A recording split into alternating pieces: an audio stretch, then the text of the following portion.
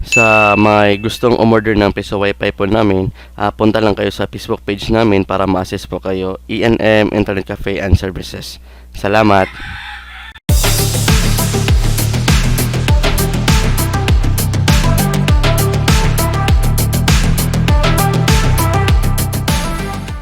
ENM TV mga kapiso, nagbabalik. Ayan, meron naman tayong installation ngayon dito sa Negros Oriental mga kapiso. Ayan, so nandito po tayo sa Pamplona. So may nag-order sa amin dito at wala pa silang lalagyan. Kaya dali-dali naman nag-assist yung assistant ko. Siya na yung gumawa ng stand para sa lalagyan ng kanilang piso wifi mga kapiso. Ayan, so winilding na niya para dyan na ilagay yung piso wifi window machine mga kapiso. Napakaayos. Ayan, so dalis ko yan mga kapiso para lang ma-install agad yung piso wifi ninyo mga kapiso.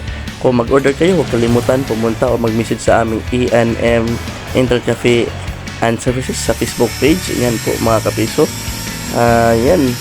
So, mag-message kayo para for fast transaction natin mga kapiso. Ayan. For national or nationwide, may additional 1K po tayo for shipping fee via JNT mga kapiso. Ayan. So, ready na po yung piso wifi natin. Nilagay na po yung ang bento box. Okay. So, ready na. So, yan po mga kapiso. So, dalawa po yung okay. So, outdoor antenna po yan. So ito naman po mga kapiso, ito po yung tinayo namin na tower doon sa San Jose. Ayan. So may tower po kami installation, nasa 50 feet yata to. Okay, ayos na ayos mga kapiso. So kitang kita na po yung